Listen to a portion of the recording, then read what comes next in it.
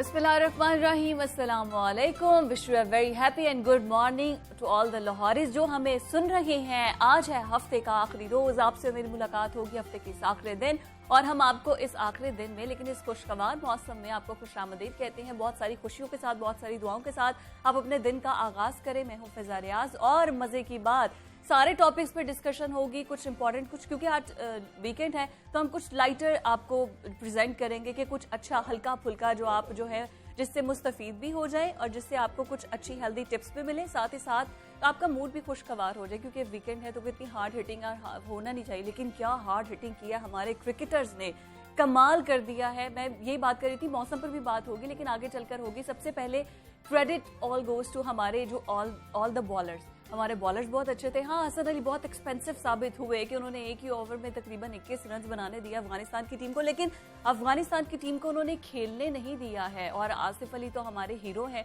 तो कोई पूछे तो कहना आसिफ आया था, ये तो बड़े ऐसे मीम्स बन रहे हैं। लेकिन सबसे जो इम्पोर्टेंट बात ये थी कि हमें अफगान क्रिकेटर जो राशिद खान है बॉलर, उनकी 100 विकेट्स कंप्लीट हो चुकी हैं और ये उनका रिकॉर्ड है कि उन्होंने मतलब बहुत कम अरसे में, इज द यंगेस्ट बॉलर जिसने बहुत ही थोड़े अरसे में अपनी 100 विकेट्स जो है वो कंप्लीट की हैं। तो ये क्रेडिट भी उन्हें जाता है। और वैसे भी अफगानी हमारे भाई हैं, लेकिन क्या उम्दा खेल पेश किया है। आसिफ अली ने दिल जीत ली है, लेकिन जैसे जैसे हसन को जब चौके लग रहे थे मेरा दिल ग्राउंड के साथ साथ बाहर जा रहा था कि पता नहीं अब क्या होगा, लेकिन एक अच्छा टारगेट हमने उन्हें बनाने नहीं दिया है। 148 था, हमने उसको चेज भी कर लिया, लेकिन अच्छा खेली as compare to New Zealand and as compare to India. बहुत अच्छा खेली है अफगानिस्तान की टीम, हमारे बरादर मुल्क। अगर हमने आपको हरा भी दिया है तो कोई बात नहीं, आप भी उस अच्छे खेल का मजा ले। लेकिन अब हम चलते हैं अपने फर्स्ट टॉपिक की जानिब। वो है हमारा फर्स्ट सेगमेंट, वो तमाम स्टूडेंट्स जो कि पास आउट कर गए हैं मैट्रिक के इम्तिहानात से और इंटरमीडिएट के इम्तिहानात से, उनको बहुत बहुत मुबारकबाद। और जिन्होंने 100% मार्क्स लिए हैं उनका नाम तो मुझे लगता है कि Guinness book of world record में आना चाहिए कि ऐसा हिस्ट्री में पहली बार हुआ है कि 11 में से 1100 नंबर हासिल किए हैं हमारे मैट्रिक में भी और इंटर में भी। अब ये सालाना नताज 98% तक जो है वो तनासब है कि आप इसमें पॉजिटिविटी रेशो है। वरना आता था लाहौर बोर्ड का अगर रिजल्ट आता था 72%, 68%, इस तरह से आता था। 60-40 या 70-30 की रेशो आती थी। लेकिन इसकी आपकी बात कोरोना से ये जितने मुस्तफिद हुए हैं उतना शायद हुआ ही नहीं। 2 साल पढ़ा भी कुछ नहीं है और 98% तक आप जो है वो पास आउट भी कर गए हैं। तो अब इन नताइज से होगा क्या, आगे कॉलेजेस में एडमिशन कैसे मिलेंगे, ये एक बहुत बड़ा सवालिया निशान है कि अब वहाँ पे कॉलेज के स्टैंडर्ड कैसे होंगे। क्योंकि बहुत से ऐसे कॉलेजेस और यूनिवर्सिटीज़ हैं जहाँ पर मेरिट जो है, अब वो जो नॉर्मल स्टूडेंट्स हैं जो इतना नहीं अचीव कर सके इसमें पेपर्स में, लेकिन वो भी अब एडमिशन कैसे लेंगे। बहुत से ऐसे स्टूडेंट्स हैं जो बहुत ज़्यादा परेशान हैं, जिनके 100% या 99% आ गए हैं। अब वो कॉलेजेस ने भी टारगेट उनके मुताबिक ही सेट करना है। तो अब क्या एवरेज निकलेगी, किस तरह से काम होगा, इस सारे मामला पर बात करने के लिए। और सबसे पहली बात कि तलबा डिप्रेशन में बहुत ज़्यादा है, चाहे पास आउट हो चुके हैं लेकिन अभी भी डिप्रेशन बहुत ज़्यादा है। अभी भी प्रोग्राम से पहले मेरी बात हो रही थी, वे कहती कि मेरे कज़न जो हैं हमारे प्रोड्यूसर के, वो कहते हैं कि मैं सुसाइड कर लूँगा क्योंकि मेरे नंबर बहुत कम आए हैं। लेकिन पास हो गए हैं लेकिन नंबर बहुत कम आए, मतलब इस हद तक मायूसी बढ़ चुकी है। तो अब कैसे इन बच्चों को मोटिवेट किया जाए कि भाई वो पढ़ाई की तरफ आए, आप पढ़ें, क्योंकि तालीम ही आपको जो है एक काबिल इंसान बना सकती है। तो इस पर क्या असरात होंगे तालीम के शोबे पर, इस सारे मामले पर बात करने के लिए और इसका हल जानने के लिए हमारे साथ मौजूद हैं हमारे माया नाज उस्ताद, एजुकेशनिस्ट है, ट्रेनर है, मोटिवेशनल स्पीकर इन्हें कहें, राना दिल मुमताज हमारे साथ मौजूद है। अस्सलाम वालेकुम सर। वालेकुम अस्सलाम सर, पहले तो आपको wish very happy good morning और उम्मीद करती हूँ कि आप इतनी अच्छी अच्छी बातें करें कि जो स्टूडेंट हमारे सुन रहे हैं उनकी भी मॉर्निंग अच्छी हो जाए और गुड हो जाए। तो मुझे ये बताइए कि सबसे पहले तो ऑब्वियसली बहुत से स्टूडेंट्स आपको मिलते होंगे जिन्होंने बहुत अच्छा एक्स्ट्रा ऑर्डिनरी परफॉर्म किया है और 1100 में से 1100 नंबर ले लिए हैं और वो एडमिशन के लिए आते होंगे। अब जो बच्चे बेचारे जिनके पास तो हो गए हैं, जिनकी सप्लीज आनी थी लेकिन वो पास तो हो गए हैं, लेकिन उस टारगेट को बीट नहीं कर पाए जो अब कॉलेजेस ने स्टैंडर्ड फिक्स कर दिया है एडमिशन के लिए। देखिए, जहाँ तक तो अभी आप थोड़ी देर पहले बात कर रहे थे कि उनका नाम गिनीज बुक ऑफ रिकॉर्ड में आना चाहिए। बात यह है कि उसमें बच्चों का कसूर नहीं है। हाँ। बिल्कुल आना चाहिए। प्रॉब्लम क्या है? प्रॉब्लम है सिस्टम का। तो सिस्टम की वजह से अगर उनके 1100 में से 1100 नंबर आए हैं और वो उन्होंने पढ़ाई भी की है, उन्होंने पढ़ा भी है, मतलब आप ये देखिए कि जहाँ पे 9th और 10th को मिला के बच्चे 16 एग्जाम्स देते थे, उनको उन 16 एग्जाम्स में से सिर्फ 4 एग्जाम्स exactly. अच्छा, जब आपने 4 एग्जाम्स दिए और उसको आपने एवरेज आउट किया, और 4 एग्जाम्स कौन से हैं जिसमें ऑलरेडी हमारा सिस्टम 100% मार्क्स दे रहा है, माजरत के साथ कि ये हमारा असल में हम एक्सपोज हुए हैं ड्यूरिंग कोविड, जबकि अगर इससे पिछले रिजल्ट्स भी हम उठा के देखें तो हमारे रिजल्ट्स इन 4 सब्जेक्ट्स में हमारे बहुत सारे बच्चों के 100% मार्क्स आते हैं। उनके मार्क्स जो थे वो डिडक्ट कहाँ होते थे, वो लिटरेचर में होते थे, इस्लामियात में होते थे, पाक स्टडीज में होते थे। तो जब आपने 4 सब्जेक्ट्स की बुनियाद पे उनको एवरेज आउट किया तो फिर कोई छंबे वाली बात नहीं है कि उनके 1100 में से 1100 नंबर आए हैं, क्योंकि ऑलरेडी उसी सिस्टम के तहत मार्क्स आ रहे हैं। इस कोविड का मैं ये एहसान समझता हूँ कि हम सब ये सोचने पे मजबूर हो गए कि एमसीक्यूज में तो 100% मार्क्स आ सकते हैं, पूरी दुनिया में आते हैं, लेकिन अगर आप शॉर्ट क्वेश्चंस में और लॉन्ग क्वेश्चंस में 100% मार्क्स दे रहे हैं तो देयर इज समथिंग रॉन्ग। बल्कि बहुत सब काश मैं भी अभी मैट्रिक किया होता तो मेरे से भी 1100 में से 1100 मार्क्स आते। तो मैं इन 2 साल बच्चों से और स्टूडेंट से बहुत ज्यादा जेलस हुई हूँ। मैं सही ऑन एयर कह रही हूँ भाई, हम इतना पढ़ते थे, स्कूल से आए ट्यूशन चले गए, ट्यूशन से आए तो बस आपने कुछ खाया है और उसके बाद you go to sleep because, और फिर दरमियान में कारी साहब आते थे सहारा पढ़ाने के लिए भी, हमें तो टाइम नहीं मिलता था भाई, हमें खेलने को टाइम नहीं मिलता था, और ये खेल खेल के थकते ही नहीं है। तो बहरहाल ये बच्चे, मैं समझता हूँ कि इसमें कोई बच्चों का कसूर नहीं है, हमें बच्चों को बिल्कुल अप्रिशिएट करना चाहिए, क्योंकि उन्होंने जो हमने उनको तरीक़ाकार बताया तैयारी करने का, हमने जो तरीक़ाकार, अच्छा फिर सिलेबस भी हमारा जो था वो भी शॉर्ट हुआ था, तो ये कोई अचंभे की बात नहीं कि जो बहुत सारे बच्चों ने 1100 में से 1100 नंबर लिए।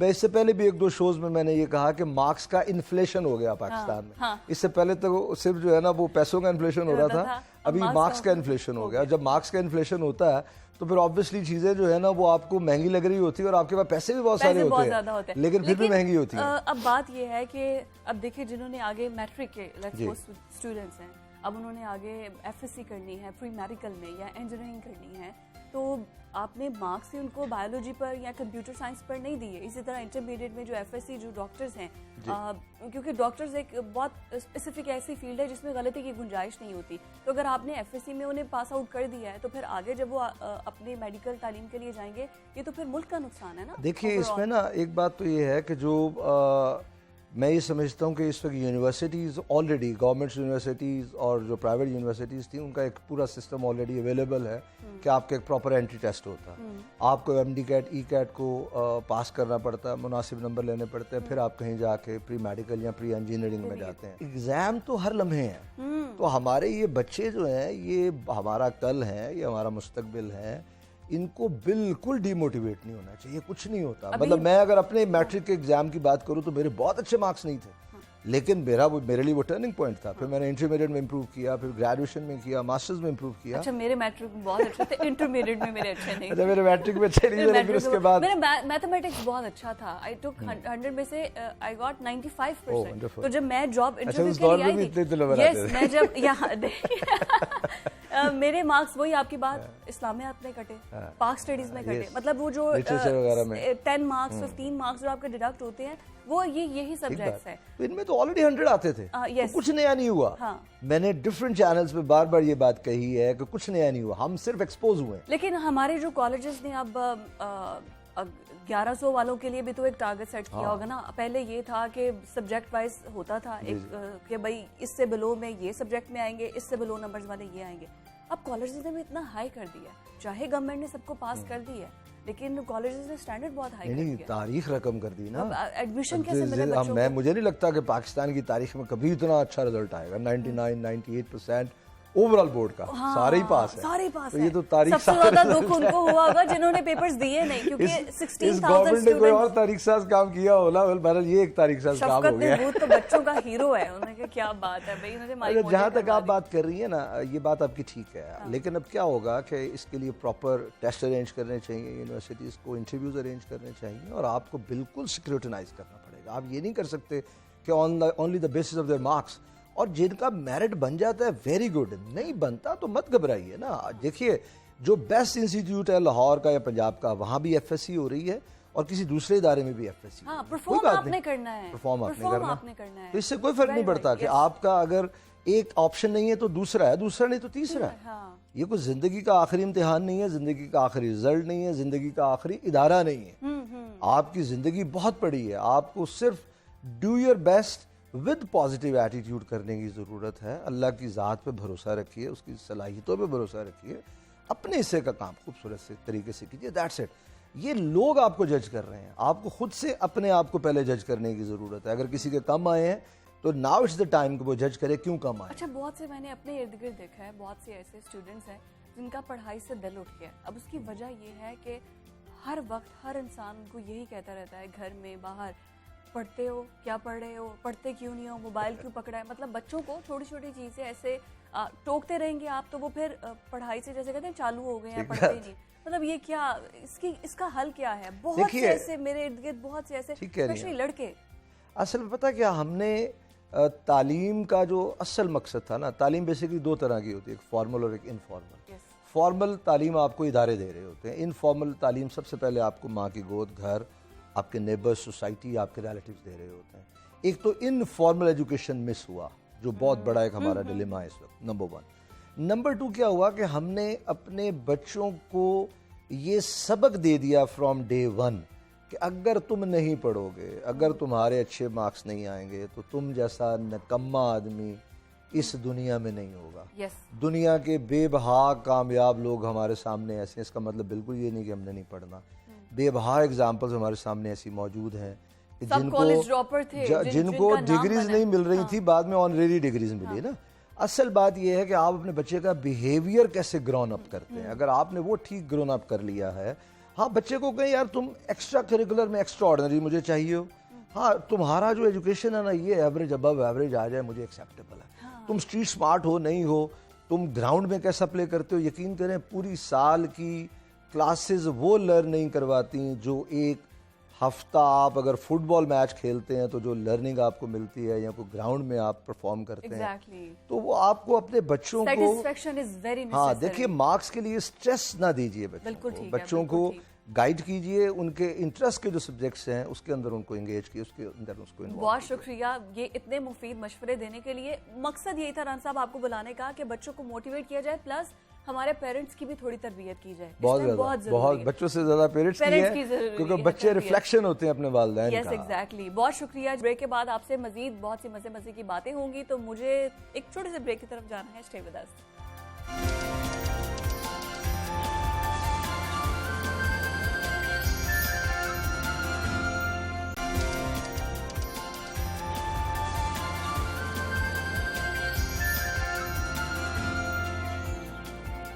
Back to Jago Lahore. एक बार फिर से आपको खुशामदीद बोलेंगे और अब हम जो सेहत के हवाले से बात करने जा रहे हैं, तो लाहौरियों, वो तमाम लड़कियां जो कि प्रेग्नेंट हैं या कंसीव किया है उन्होंने या कंसीव करने जा रही हैं, क्योंकि मुझे इंस्टाग्राम पे बहुत से मैसेजेस आ रहे थे कि हम इस टॉपिक को हमेशा निगलेक्ट कर देते हैं। एक औरत की सेहत, मतलब इस पे कभी भी निगलेक्शन नहीं होनी चाहिए। लेकिन अभी जो चल रही है सूरत हाल, कोरोना वायरस सबके सामने है, फिर उसके बाद अभी वो ख़त्म नहीं हुआ तो डेंगू के वार शुरू हो गए हैं, फिर उसके बाद साथ ही साथ अब स्मॉग आपके सामने है। स्मॉग आपकी सेहत को कितना अफेक्ट करी है, कोरोना और डेंगू से बचने के लिए क्या एहतियाती तदाबीर होनी चाहिए, क्योंकि हम तो बिल्कुल नॉर्मल हैं, हम अपनी कुव्वत मुदाफ़त बढ़ा सकते हैं, लेकिन वो तमाम लड़कियां जो कि प्रेग्नेंट हैं, जो कि कुछ ऐसी मेडिसिन यूज़ नहीं कर सकती, जो गर्म कहवे नहीं पी सकती हैं, कुछ ऐसी चीज़ें इस्तेमाल नहीं कर सकती हैं, वो किस तरह से क्या एहतियाती तदाबीर इस्तेमाल करते हुए अपने आप को महफूज रख सकती हैं और किस तरह से बच सकती हैं स्मोक से भी। और जो वैक्सीन, एक सबसे बड़ा मसला आ रहा था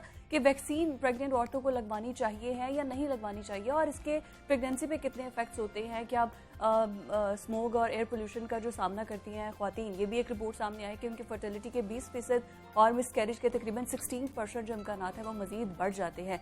ऐसा है या नहीं है, और फिर आगे इसका मजीद रिजल्ट कैसा आता है, ये तमाम मसाइल हैं जो कि हमें डेली रूटीन पर फेस करने पड़ते हैं, लेकिन हमें पता नहीं है कि हम किससे पूछें, कौन सा कंसर्न बंदा ऐसा है, और मीडिया में भी इस मामले में कोई आगाही नहीं दी जा रही है प्रॉपरली। तो आज हमारे साथ एक गायनोकोलॉजिस्ट मौजूद हैं, उनको दावत देने का मकसद यही था कि हम बात कर सके जो भी लड़कियों को मसले मसाइल हैं जो कि वो ओपनली नहीं किसी से पूछ सकती हैं।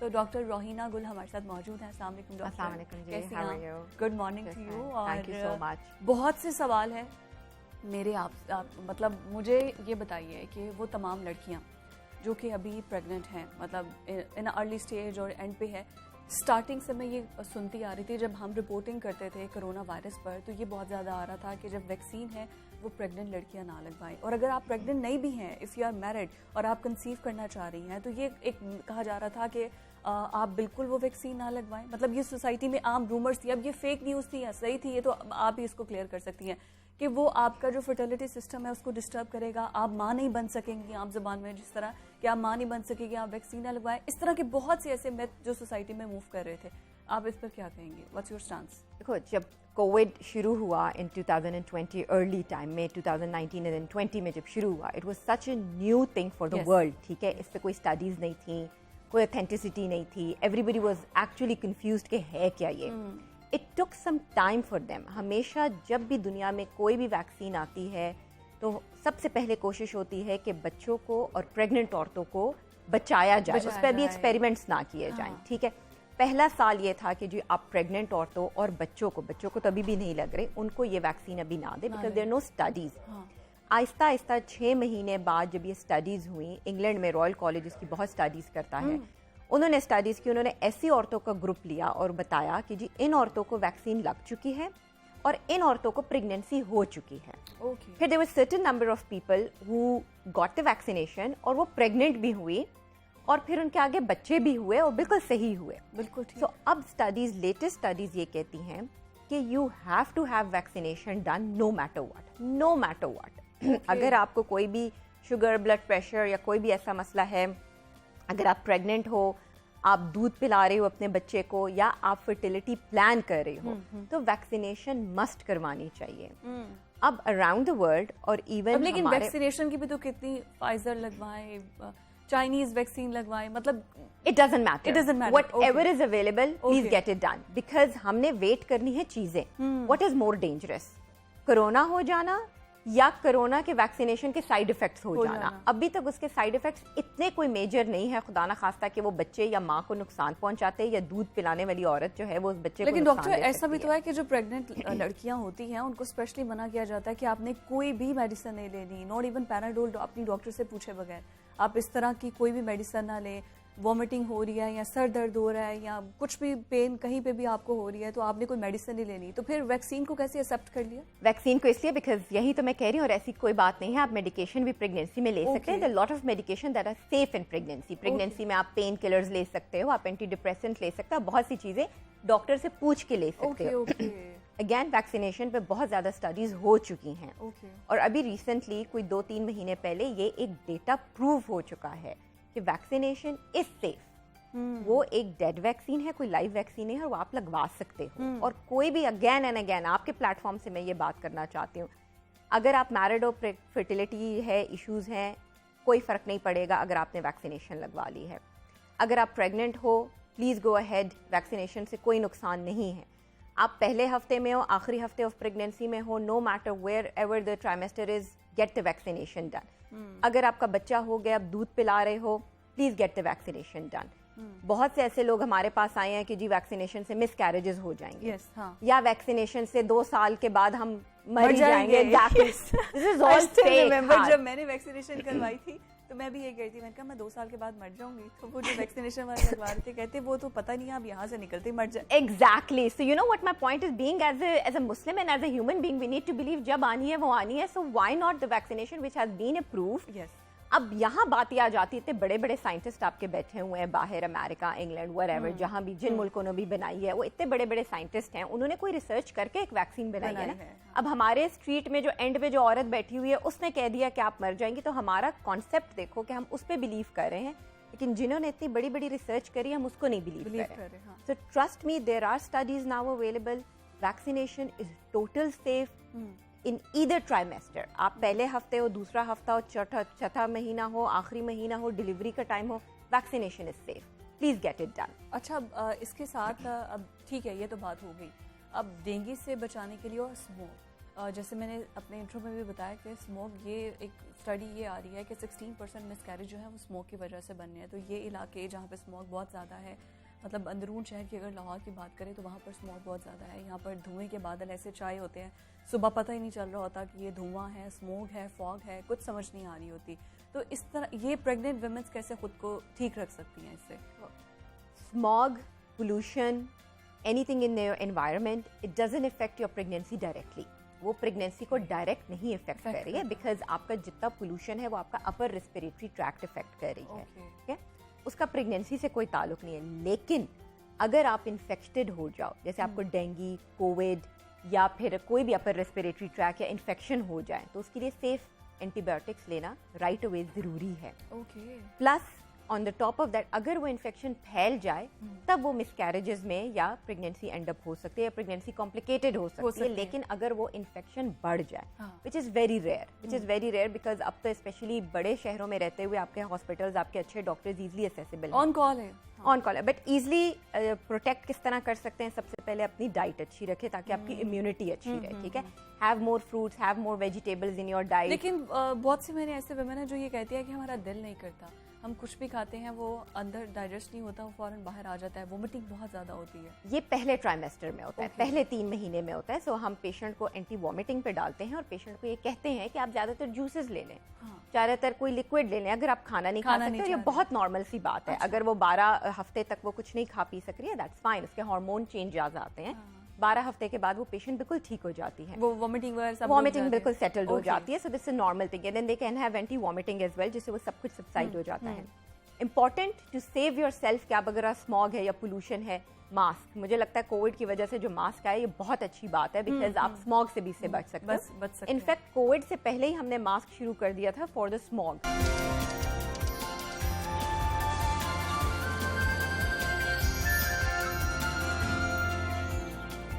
Welcome back to Jago Lahore. एक बार फिर से आपको खुशामदीद बोलेंगे और अब हम जो सेहत के हवाले से बात करने जा रहे हैं तो लाहौरियों, वो तमाम लड़कियां जो कि प्रेग्नेंट हैं या कंसीव कर किया है उन्होंने या कंसीव करने जा रही हैं, क्योंकि मुझे इंस्टाग्राम पे बहुत से मैसेजेस आ रहे थे कि हम इस टॉपिक को हमेशा निगलेक्ट कर देते हैं। एक औरत की सेहत मतलब इस पे कभी भी निगलेक्शन नहीं होनी चाहिए। लेकिन अभी जो चल रही है सूरत हाल, कोरोना वायरस सबके सामने है, फिर उसके बाद अभी वो ख़त्म नहीं हुआ तो डेंगू के वार शुरू हो गए हैं, फिर उसके बाद साथ ही साथ अब स्मॉग आपके सामने है। स्मॉग आपकी सेहत को कितना अफेक्ट करी है, कोरोना और डेंगू से बचने के लिए क्या एहतियाती तदाबीर होनी चाहिए, क्योंकि हम तो बिल्कुल नॉर्मल हैं, हम अपनी कुव्वत मुदाफ़त बढ़ा सकते हैं। लेकिन वो तमाम लड़कियां जो कि प्रेग्नेंट हैं, जो कि कुछ ऐसी मेडिसिन यूज़ नहीं कर सकती, जो गर्म कहवे नहीं पी सकती हैं, कुछ ऐसी चीज़ें इस्तेमाल नहीं कर सकती हैं, वो किस तरह से क्या एहतियाती तदाबीर इस्तेमाल करते हुए अपने आप को महफूज रख सकती हैं और किस तरह से बच सकती हैं स्मोक से भी। और जो भी जो वैक्सीन, एक सबसे बड़ा मसला आ रहा था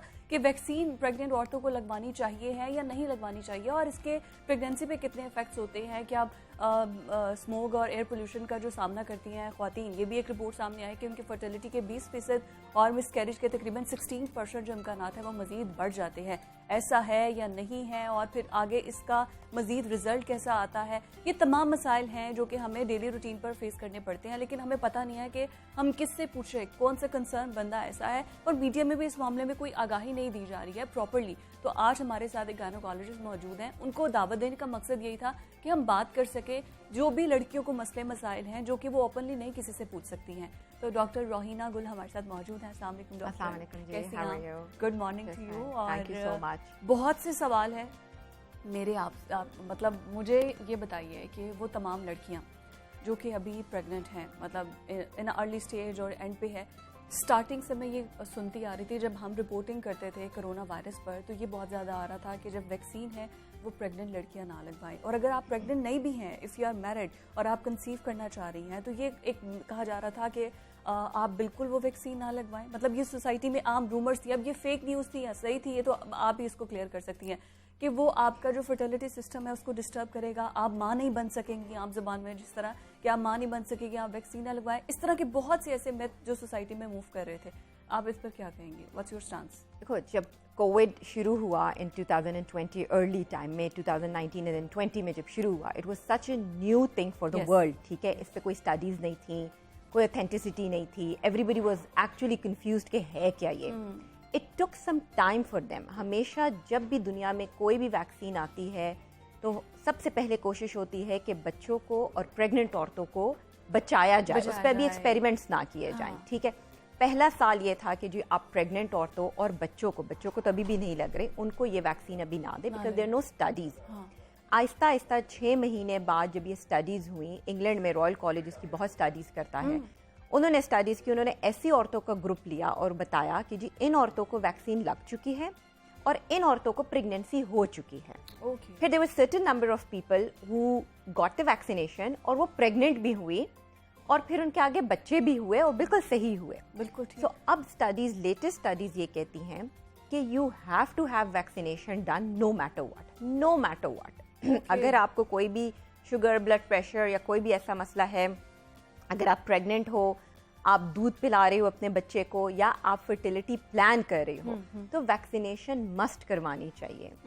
अब अराउंड द वर्ल्ड और इवन लेकिन वैक्सीनेशन की भी तो कितनी, फाइजर लगवाएं, चाइनीज वैक्सीन लगवाएं, मतलब it doesn't matter, it doesn't matter, whatever is available please get it done, because हमने वेट करनी है चीजें। What is more dangerous, corona हो जाना या कोरोना के वैक्सीनेशन के साइड इफेक्ट्स हो जाना? अभी तक उसके साइड इफेक्ट्स इतने कोई मेजर नहीं है, खुदा ना खास्ता कि वो बच्चे या माँ को नुकसान पहुंचाते या दूध पिलाने वाली औरत जो है वो उस बच्चे लेकिन को डॉक्टर ऐसा भी तो है कि जो प्रेग्नेंट लड़कियां होती हैं उनको स्पेशली मना किया जाता है कि आपने कोई भी मेडिसिन नहीं लेनी, नॉट इवन पैराडोल, अपनी डॉक्टर से पूछे बगैर आप इस तरह की कोई भी मेडिसिन ना लें। वॉमिटिंग हो रही है या सर दर्द हो रहा है या कुछ भी पेन कहीं पे भी आपको हो रही है तो आपने कोई मेडिसिन नहीं लेनी, तो फिर वैक्सीन को कैसे एक्सेप्ट कर लिया? वैक्सीन को इसलिए बिकॉज यही तो मैं कह रही हूँ, और ऐसी कोई बात नहीं है, आप मेडिकेशन भी प्रेगनेंसी में ले सकते हैं। There lot of medication that are safe in pregnancy. Pregnancy में आप पेन किलर्स ले सकते हो, आप एंटी डिप्रेसेंट ले सकते हो, बहुत सी चीजें डॉक्टर से पूछ के ले सकते हो। अगेन वैक्सीनेशन पे बहुत ज़्यादा स्टडीज हो चुकी हैं और अभी रिसेंटली कोई 2-3 महीने पहले ये एक डेटा प्रूव हो चुका है कि वैक्सीनेशन इस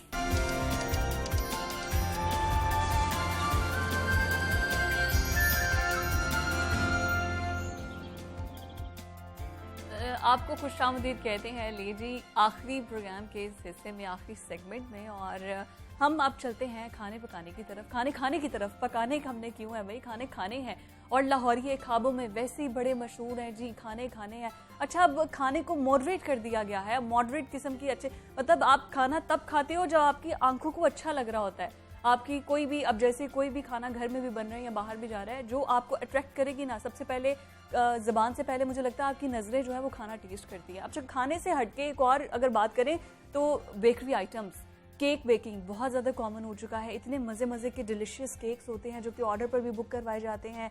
कोई फॉन्डेंट केक्स होते हैं, कोई फुल चॉकलेट कोटिंग के केक होते हैं। मतलब केक खरीदना, केक खाना, मीठा तो वैसे ही किसको नहीं पसंद। खाना खाने के बाद हमें होता है कि कुछ मीठा मिल जाए। तो लोग जो अब जैसे बहुत सी अब शादियाँ हो रही हैं तो शादियों के लिए भी केक कटिंग सेरेमनी की जाती है, बर्थडेज होती हैं तो बर्थडे के लिए भी केक कटिंग सेरेमनीज होती हैं। तो अब ये ना बहुत एक ट्रेंड बनता जा रहा है हमारे लाहौर में भी। तो हमने जो अपनी गेस्ट को दावत दी है वो भी इसी तरह के मज़ेदार किस्म के केक बना कर लाई हैं, मेरे बिल्कुल सामने पड़े हैं। और जो मैं जागो लाहौर की बात कर रही थी, वो जागो लाहौर से सेम केक मेरे सामने पड़ा है। हमारे साथ है सदफ बतूल जो कि केक डिजाइनर है, केक एक्सपर्ट है। अस्सलाम वालेकुम सदफ, कैसी हैं आप? वालेकुम अस्सलाम, अल्हम्दुलिल्लाह मैं ठीक हूँ। Good morning. और मुझे ये बताइए कि इतने मज़ेदार केक आप लेकर आई हैं, इतने मज़े के केक बनाकर लाई हैं, तो ये आइडिया कैसे आया? आपने क्या स्टडी किया, ये सब कुछ पढ़ा, आपने कहीं से सीखा? अच्छा, ऐसा है कि जब ये केक स्टार्ट किया था ना, तो ये मेरे बेटे की बर्थडे थी, पहली बर्थडे। तो तब मैंने और मेरे हस्बैंड ने सोचा कि हम लोग कुछ उसके लिए स्पेशल करते हैं। तो हम लोगों ने एक नेट से सर्च की वीडियो, वहाँ से केक स्पंज बनाया, फिर उस पर डिज़ाइनिंग की, तो पहला केक हमारा वो बना। कितने साल पुरानी बात है ये 10 साल पहले। अच्छा, 10 साल पुरानी बात है। 10 साल से आप, और आपने ये कहीं से सीखा नहीं है? सीखा नहीं है, मैंने बिल्कुल भी कहीं से नहीं सीखा। 10 साल पहले हमने खुद से केक बनाया, उसके बाद फिर उसकी दूसरी बर्थडे आई, फिर दूसरा बेटा आया, उसकी बर्थडे पे, फिर तीसरे की। इस तरह मेरे माशाल्लाह 3 बेटे हैं, तो तीनों जब भी उनकी बर्थडे होती थी तो वो मुझे स्पेशल तस्वीर ला के देते थे, मामा आपने इस तरह का केक बनाना है। तो फिर मैंने आहिस्ता से, मतलब जैसे जैसे वो डिज़ाइन देते थे मेरे केक्स वैसे बनना शुरू हो गए। तो बस फिर मैंने स्टार्ट किया, वो भी स्टार्टअप की तरह। मतलब आपके बच्चों ने पुश किया कि बहुत ज़्यादा मेरे। तो अब आप इसको ऑर्डर पर भी केक तैयार करती हैं, इस तरह के डिज़ाइन कोई भी आपको ऑर्डर देख कर सकता है? जी, मैं मेरे बच्चे और मेरे हस्बैंड जो हैं वो मुझे हमेशा कहते थे मामा आप अच्छा कर सकती हैं, हस्बैंड कहते थे आप इससे भी बेहतर बना सकती हैं। हाँ, तो फिर मैंने विद अ वेरी परफेक्शन, मतलब ये लेयर्स फ्लावर्स की बनाना इस तरह से, ये बड़ी परफेक्शन, मतलब इसमें बड़ा आपको सफाई चाहिए होती है हाथ की। ये बस आहिस्ता से करते हुए टूल्स और हर चीज़ मुझे मुहैया की मेरे हस्बैंड ने। जब भी मैं जो चीज़ मंगवाती थी मेरे पास आ जाती थी। तो फिर मेरा शौक़ था मुझे बहुत ज़्यादा, तो मैं बनाते और कुछ मुझे लगता है ये खुदादाद सलाहियत भी है जिसकी वजह से मैं ये काम बहुत अच्छे से आर्टिस्ट आर्टिस्टिक वर्क है ऑब्वियसली, और फिर आपने कहीं से सीखा नहीं है, खुद से एक्सपेरिमेंट कर करके आप सीखे। अच्छा, कौन सी ऐसी कॉमन मिस्टेक्स हैं जो हमारे बेकिंग एक्सपर्ट हैं जो हमें देख रहे हैं, वो कौन सी ऐसी कॉमन मिस्टेक्स हैं जो हम कॉमनली कर लेते हैं और हम कहते हैं जी हमारा केक जो है वो ज़्यादा उसकी डो हार्ड हो गई है या बहुत ज़्यादा सॉफ्ट हो गया है? कौन सी ऐसी मिस्टेक्स हैं जो आपने स्टार्टिंग में बहुत ज़्यादा की? असल में इसमें हीट का बहुत मसला होता है। जब आप केक बेक करते हैं ना, तो आपको हीट जो है वो लाजमी प्रॉपर हीट पे रखना चाहिए। अगर हीट कहीं से ज़्यादा हो गई है या कम हो गई है तो आपका केक या तो फूल जाएगा या फिर बैठ जाएगा और डो भी हार्ड हो जाती है। तो इसका बहुत ज़्यादा अमल दखल है हीट का। अरे बिल्कुल आप ठीक कह रही है कि हीट का अमल दखल है। हम अब बिल्कुल मज़ीद भी जानेंगे कि कौन से मिस्टेक्स हम कर देते हैं। और ये डिज़ाइनिंग, ये एक आर्ट है आई गेस, तो ये किस तरह से डिज़ाइन करती हैं आप ये सारे?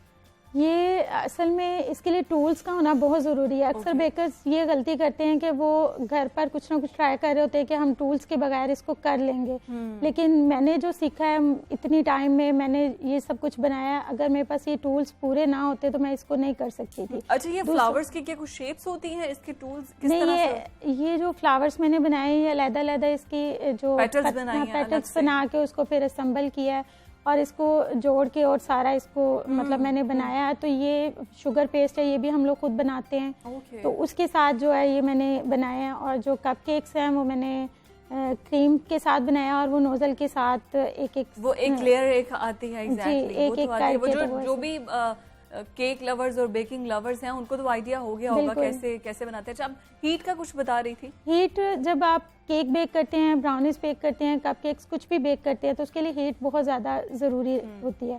मैं जब स्टार्ट किया तो मैं देचके में भी केक्स बना लेती थी। अब तो ओवन में बनाती हूँ, लेकिन उसमें भी अगर नमक फैला के और उसके ऊपर स्टैंड रख के तो बेक किया जाए और फॉइल लगा लिया जाए। ये एक छोटी सी टिप है बेकर्स के लिए जो होम बेकर्स घर पे करती हैं पतीले में। तो अगर वो उसके चारों तरफ फॉइल लगा लेंगी तो उनका केक जलेगा नहीं। हीट का जो कम ज्यादा का है वो फॉइल कहाँ, उसके किनारों पर या पैन के बाहर की साइड पे अगर आप फॉइल लगा लेती हैं तो उसके साथ ये होता है कि हीट जो है ना वो डायरेक्ट केक के स्पंज को नहीं जाती और वो जलता नहीं है और बहुत अच्छा। मतलब लेट्स सपोज अगर ये पैन है तो आपने उसके ये किनारों पे लगा दी, उसके बाहर पूरा एक पैन बनाना है, पूरा पैन फॉइल मतलब आपने फॉइल पे और उसके नीचे भी इस जगह पर भी आए जी, पूरा उसके अंदर मतलब कि आपने पैन बना के फॉइल पेपर का और उसके अंदर आपने वो पैन रख देना है। तो उससे ये होगा कि आपका केक जलेगा नहीं। यार दिस इज गुड। जिनको ये मसला आ रहा था, ये मेरे साथ बहुत ज्यादा आता था तो इस पे बहुत ज्यादा सर्च की गई तो फिर ये हल निकला। तो मैंने सोचा इस मतलब शेयर किया जाए। This is good actually, this is good. और भी ऐसी बहुत सी मुफीद। अच्छा, ये फ्रोस्टिंग और आइसिंग जो होती है ये क्या ये भी कितना हेल्पफुल करती है? ये व्हिप क्रीम है और ये बहुत लाइट है। इसमें बटर क्रीम भी आती है। बटर क्रीम बहुत ज्यादा लोग पसंद नहीं करते क्योंकि वो बहुत हैवी होती है, मक्खनी सी, और उसमें मीठा बहुत ज्यादा होता है। और ये बहुत लाइट है और इसमें मिठास बहुत कम है। जो मतलब कम मीठा खाना चाहते हैं वो भी ये खा सकते हैं, जो ज़्यादा मीठे वाले हैं वो भी इसको पसंद करते हैं। और जो आपसे मतलब कोई इस तरह जिस तरह आपने खूबसूरत कपकेक्स बनाए हैं, ये हमारे सामने डिज़ाइन है, वो आई गेस कोई इवेंट के लिए, कोई वेडिंग आपकी है, कोई बर्थडे है आपकी, उस तरह से, और फिर ये डिज़ाइन करके हमारे लोगों को, जागो लाहौर को, जो कि मैं खाऊंगी जागो लाहौर का लोगो, तो ये इस तरह से जो मतलब ये सारे एक तो आइडियाज़ तो चले ठीक है ये सारे आपके हैं। अगर कोई इसी तरह से कोई आइडिया अपना लेकर आए और वो आपसे बेक करवाना चाहता हो तो किस तरह से आपसे कांटेक्ट किया जा सकता है? जी, मेरा फेसबुक पे सना साकुरा किचन के नाम से पेज है, उस पर वो कांटेक्ट कर सकते हैं, मुझे मैसेज कर सकते हैं। तो मेरे ऑर्डर ज़्यादातर उधर से ही आते हैं। ओके, ऑनलाइन जो है वो ऑर्डर ज़्यादा आते हैं तो वहाँ से ही मैं फिर ये लेती हूँ और मुझे पिक्चर सेंड करते हैं। उसके मुताबिक फिर मैं कलर स्कीम पूछती हूँ, अंदर का फ्लेवर पूछती हूँ, सारा वो एक पूरा लिख। और आप कितना चार्ज करती हैं? मतलब ये मेरा पर पाउंड के अकॉर्डिंग होता है ना ऑब्वियसली? जी, 1000 रुपये से पर पाउंड जो है ना वो स्टार्ट है। तो ठीक है। ये और हमारे जी फुटेजेस में ये जितने केक आप देख सकते हैं स्क्रीन पर, ये सब सदफ ने ही बनाए हुए हैं। और सदफ आप क्या लोगों को सिखाते भी हैं, क्लासेस भी देती हैं कुछ इस तरह से? जी, मैंने क्लासेस भी स्टार्ट की हुई हैं और मेरी स्टूडेंट्स भी मेरे साथ हेल्प करती हैं। और अब आहिस्ता आहिस्ता मैं मज़ीद जो है जो घरेलू ख़वातीन उनको इसमें लाना चाह रही हूँ ताकि वो घर बैठे जो अपना काम कर सके। जैसे मैं करती हूँ इसी तरह से जो मेरी स्टूडेंट्स बाहर नहीं जा सकती वो घर पे रह के करना चाहती हैं तो उनके लिए भी मैं ये कर रही हूँ कि उनको साथ रखूं और वो कर आपके घर आती हैं या कोई लर्निंग इंस्टीट्यूशन है या फिर डिजिटली फेसबुक और यूट्यूब पर ही? यूट्यूब पर मेरा यूट्यूब चैनल भी है, सना साकुरा किचन के नाम से। उसमें सना भी मैंने साकुरा किचन, जी सना साकुरा किचन के नाम से चैनल है, उस पर भी मैं सिखाती हूँ।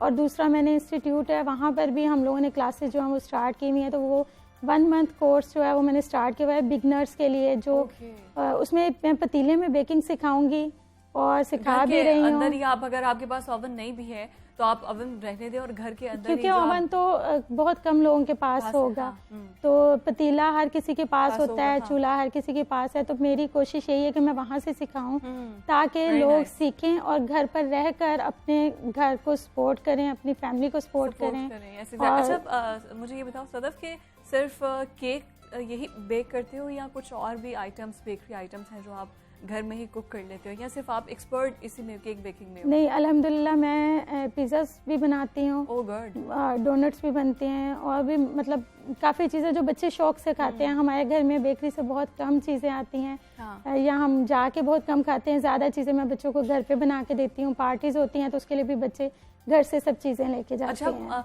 आप सपोर्ट किया जब आप मतलब बिल्कुल सीखा नहीं था, पता नहीं था कुछ, लेकिन आपने मतलब ऐसे ट्यूटोरियल्स देख के यूट्यूब से पूछ के गलतियां कर करके आपने ये बनाया, तो डांट तो पड़ती होगी कि इतने पैसे ज़ाया कर दिए तुमने? हाँ, इस मामले में मेरे हस्बैंड बहुत अच्छे हैं।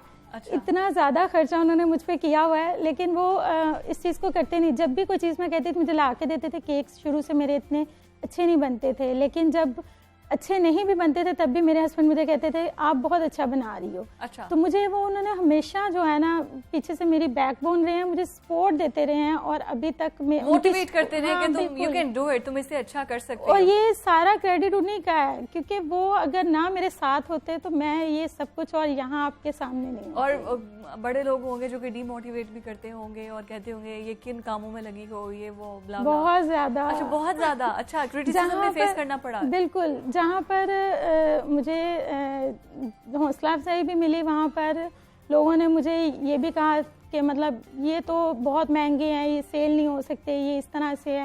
हालांकि फ्री में मैं देती थी, सब बहुत शौक से खाते थे, पसंद करते थे। हाँ। तो ऑनलाइन जब मैंने स्टार्ट किया तो मुझे कस्टमर्स बाहर से बहुत ज़्यादा आए। अच्छा, रिस्पांस कैसा है? बिकॉज कोविड की वजह से तो सब कुछ ही ऑलमोस्ट ऑनलाइन था, आप बाहर जा नहीं सकते थे, लेकिन आप ऑब्वियसली ये फ़ोन पे ऑर्डर करके मंगवा सकते थे। तो ड्यूरिंग कोविड कैसा रिस्पांस रहा? बहुत ज़बरदस्त, बहुत अच्छा था, क्योंकि लोग जो हैं घर की बनी हुई चीज़ों को और उनको बहुत पसंद करते हैं। जब वो हमारा तरीक़ाकार देखते थे, हम साफ़ सुथरे तरीके से बना रहे हैं, और कोविड में आपको पता है कि ये चीज़ बहुत ज़्यादा ज़रूरी थी, तो हम लोगों ने बहुत ही सफाई से और बहुत ज़्यादा माशाल्लाह ऑर्डर्स भी आए और हम लोगों ने काम किया। और डिलीवरीज भी बस कुछ घर से आके पिक कर लेते थे, किसी को हम लोग राइडर के जरिए भेज देते थे। मतलब ओवरऑल रिस्पांस अच्छा आया? अल्हम्दुलिल्लाह बहुत अच्छा, बहुत अच्छा। आपसे सदफ मिलके बहुत अच्छा लगा और मैं मज़े की पेस्ट्रीज और कप केक्स जो है वो एंजॉय करूँगी।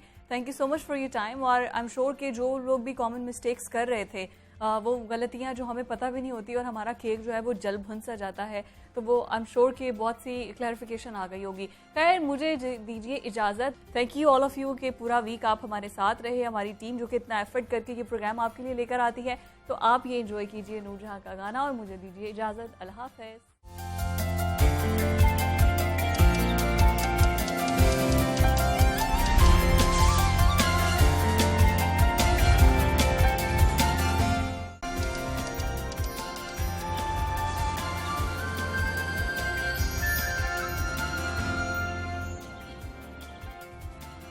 लीजिए, आ गए हैं हम वापस। आपको एक बार फिर से खुशामदीद कहते हैं अपने प्रोग्राम के सेकंड हाफ में।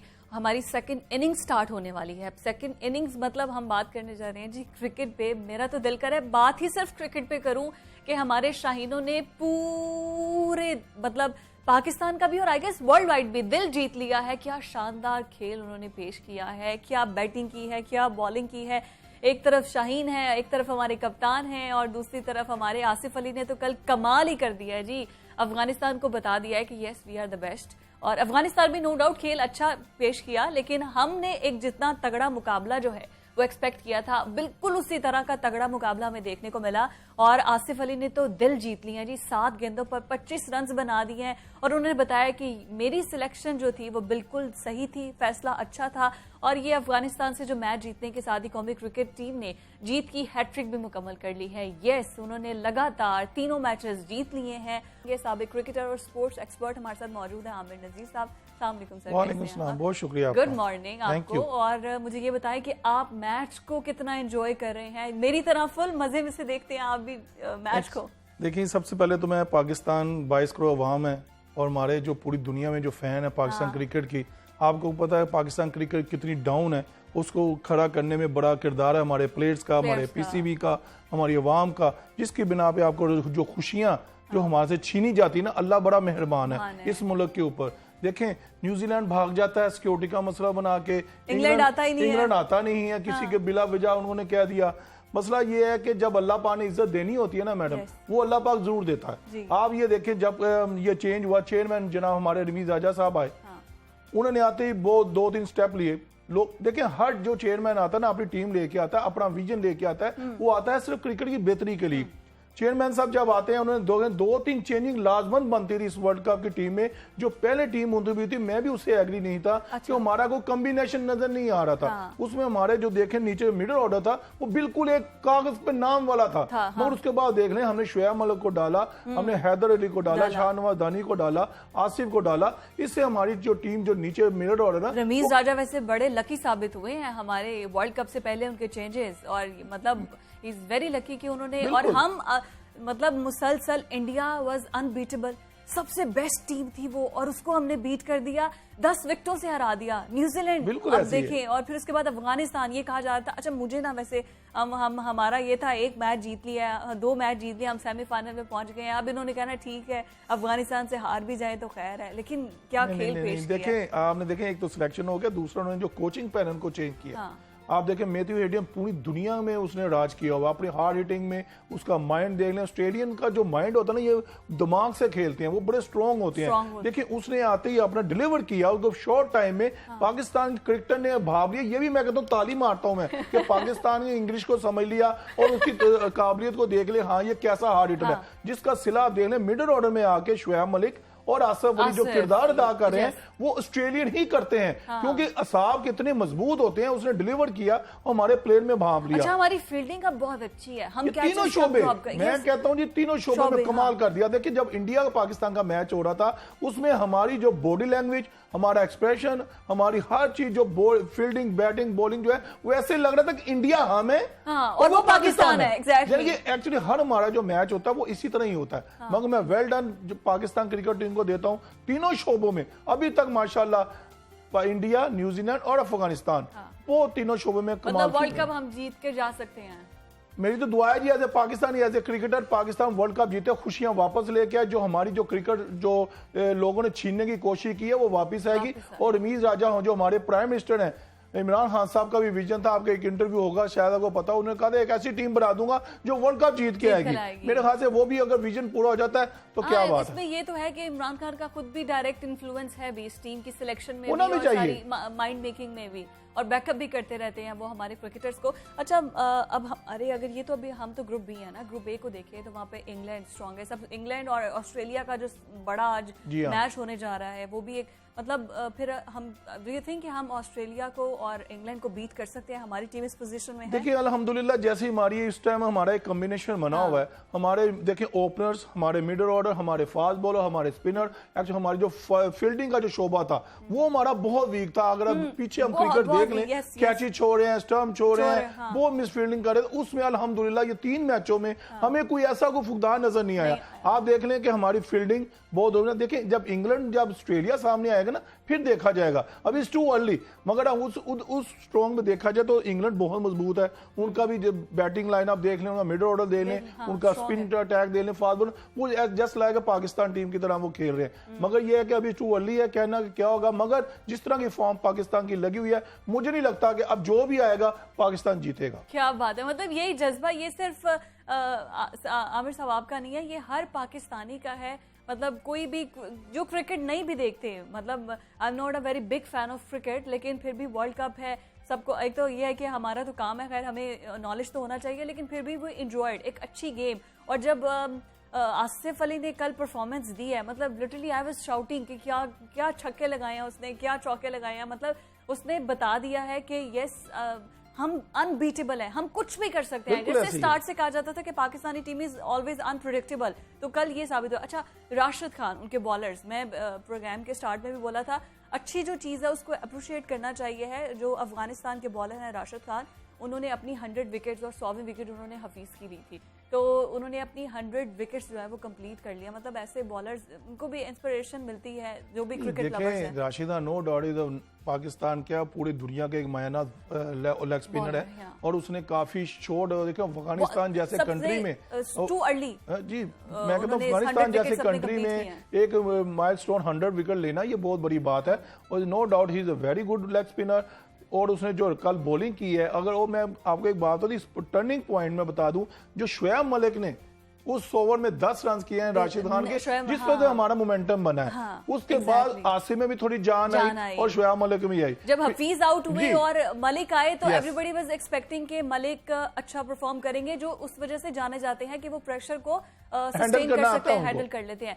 शोएब मलिक ने परफॉर्म किया, उनके जो 19 रन्स ऐड ऑन हुए हैं वो बड़े क्रूशियल टाइम पे था। जो 10 रन था, मेरा तजिया जो है ना, मुझसे को पूछे ना, मैं कहूंगा जो 10 रन जो उस ओवर में जो बने हैं उस वजह से पाकिस्तान की बेस बनी है और कॉन्फिडेंस आया आसिफ के। तो हमारे हसन अली को क्या हो गया था? नो देखें, ये देखें T20 क्रिकेट है, इसमें कुछ भी हो सकता है। आप देखें हारिस रऊफ ने पिछले मैच में 4 आउट किए, इसमें उसने 37 रन भी खा लिए और उसने 1 विकेट किया। ये ऐसे घबराने वाली बात नहीं है, मगर हमें ये देखें फिर भी हमारे जो फास्ट बॉलर हैं उन्होंने 145 146 पे टीम को आउट किया।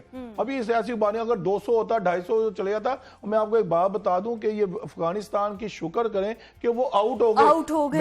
मैं क्रेडिट देता हूं अफगानिस्तान की टीम को, उनकी मैनेजमेंट को, जैसी वो उनका माइंड था। मैं कहती हूं ये पठान है, सारे पागल पठान, वो स्टार्ट हो जाते हैं और मतलब आपने 2 आउट कर दिए, क्रिकेट खेली, 2 आउट कर दिए आपने। हमने स्टार्टिंग में उनकी जब 2 विकेट ले ली तो उसके बाद मुझे था कि अब ये 1-1 2-2 करके, लेकिन वो फिर भी हार्ड हिटिंग कर रहे हैं, ये छक्का ये चौका लगाई जा रहे हैं। अफगानिस्तान तो टीम इस वजह से जाती है कि वो बंदी शायद अफरीदी की रूह आ जाती है। देखें उनकी जो नंबर 10 तक थी ना, वो बिल्कुल जो उनका 9-10 पे आया था, राशिद ने आना था, उसके बाद जो गुलबदीन खेल रहा था वो भी 2019 में कप्तान था वर्ल्ड कप का। ही is a very good batsman. आप देख लें उनकी जो 70 रन की पार्टनरशिप लगी है, जिसकी बिना के ऊपर 145 करके गए। के पास फंड्स इतने नहीं थे, इनके पास अच्छे कोचेस नहीं, मैं दाद देता हूं जी उनको। क्या उन्होंने मतलब एक पूरी दुनिया को रिकॉग्नाइज करवाया कि हम वही मर्दे मैदान है। अच्छा, टीम सिलेक्शन की अगर बात कर लें तो अभी तनकीद भी, एक अच्छी परफॉर्मेंस तो हम देख रहे हैं, लेकिन कुछ ऐसे प्लेयर्स हैं जो कि परफॉर्म नहीं कर रहे।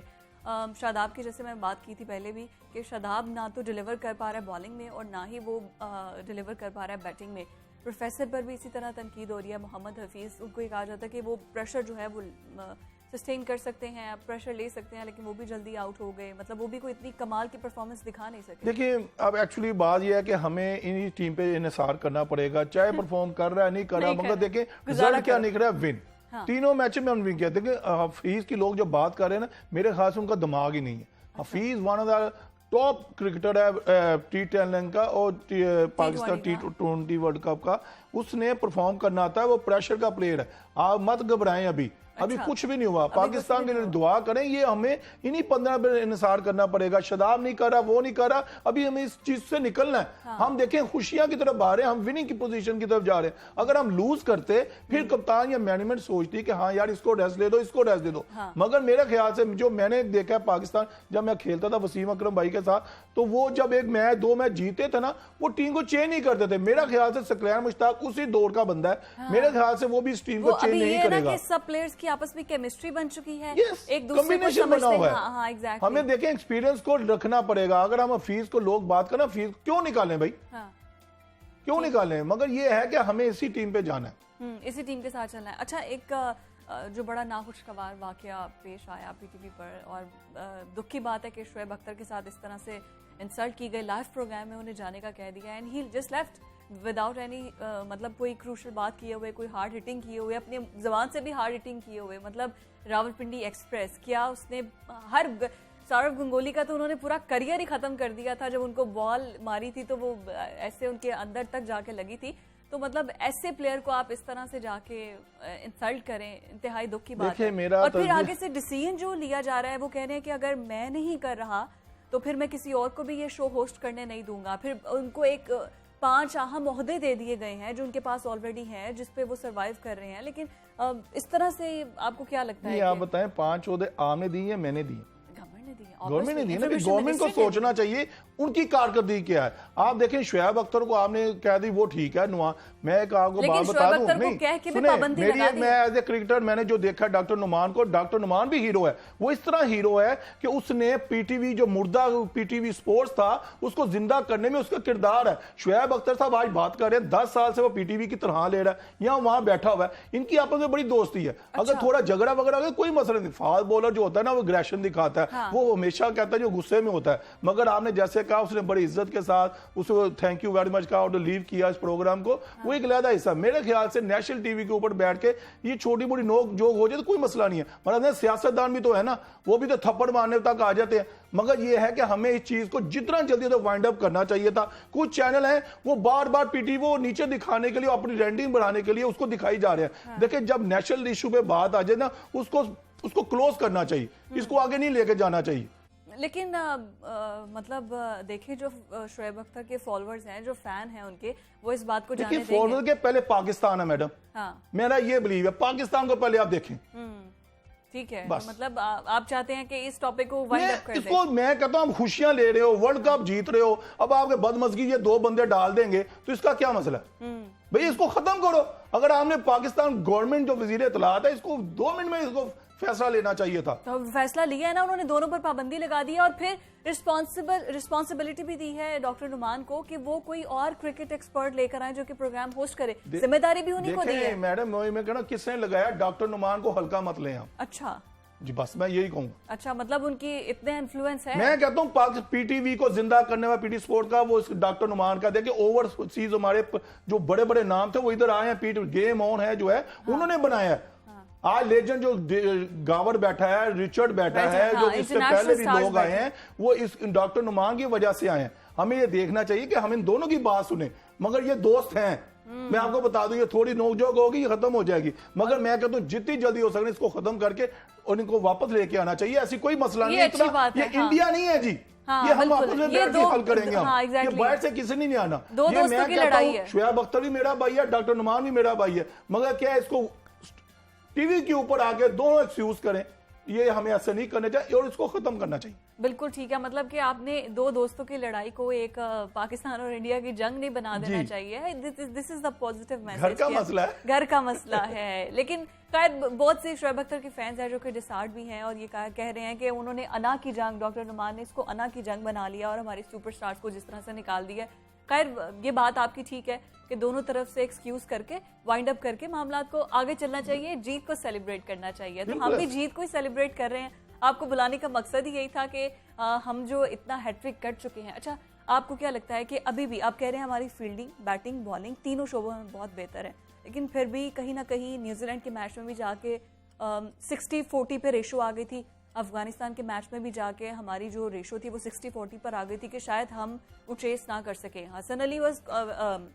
Asif Ali was very confident कि उन्होंने छक्के लगाए और उन्होंने मैच को जितवा दिया। लेकिन फिर भी एक टाइम पर आके हमें लग रहा था, मतलब हमें क्या पूरे पाकिस्तान को लग रहा था लो जी आज का मैच तो चला गया। तो फिर भी कहाँ पे हमें लगता है कि थोड़ा सा लूप होल है। देखें यकीन माने मैं अपनी फैमिली के साथ बैठ के मैच देगा तो मैं फुली कॉन्फिडेंस था कि पाकिस्तान ये मैच जीतेगा इंशाल्लाह ताला। ये क्योंकि हमने क्रिकेट खेली है और जिस तरह की वो उनकी फॉर्म लगी हुई थी। अगर देखें थोड़ा सा हम जान लैग करें ना, वो हफीज की लोग जो परेशान हुए, जैसे आपने कहा हफीज को बाय नहीं, हफीज परफॉर्म नहीं कर रहा। एक्चुअली मेन पॉइंट वो है आसिफ तक बैटिंग नहीं जानी चाहिए। ये मैं एक मेरा लेकिन आसिफ अगर ना जाती तो आसिफ सुपरस्टार बन के ना बाबर आजम का आउट होना, बाबर आजम का आउट होना न्यूजीलैंड के मैच में, नहीं अफगानिस्तान की बात कर रहा हूँ। बाबर आजम का आउट होना, उसके बाद उसका आसिफ का आना। अगर बाबर आजम उस गेंद पे आउट नहीं होता तो वो 3-4-5 गेंद गिर जाते और बाबर से वो हिट भी नहीं लग रही थी। बाबर आउट भी होना चाह रहा था। हाँ, जब अल्लाह पाक ने, मैं कहता हूँ जब इज्जत देनी होती है, आसिफ का आना था, शुएब मलिक ने छक्का मारना था, वो आउट होना था, फिर आसिफ के किरदार में आ रहा था। आप ये देखें शदाब ने जब लास्ट बॉल पे सिंगल लेने के देखे, शदाब बीच में आ चुका था विकेट के, मगर आसिफ खड़ा था क्योंकि उसमें कॉन्फिडेंस था, वो चाह रहा था कि मैं कर सकता हूं। हाँ। और वो देखे, उसने उसको वहां पे कहा रुक जाओ, वो रुका, और जो लास्ट 12 बॉल पे हमें 25-26 रन चाहिए थे, उसने करके दिखा दी। और उन्होंने तो अपने वो मीडिया से जब बात कर रहे थे आफ्टर द मैच, तो वो कह भी रहे थे कि मैं शोएब भाई को कह के गया था कि मैं एक ओवर में ये सारे रन कर दूंगा। मतलब he was so sure about it कि मैं ये कर दूंगा। थैंक यू सो मच आपके वक्त के लिए। और हम जीत सेलिब्रेट कर रहे हैं जी क्रिकेट की, और नो डाउट कि पूरा पाकिस्तान बहुत खुश है। वैसे ऐसी कॉमनली खुशियां ऐसे हमें नसीब कम ही होती है, लेकिन अल्लाह का शुक्र है कि हमें ये खुशी देखने को मिली है। और अब मेरी दिल से दुआ है कि हम इसी तरह सेमीफाइनल में भी बहुत अच्छा परफॉर्म करें। खैर, मुझे दीजिए इजाजत।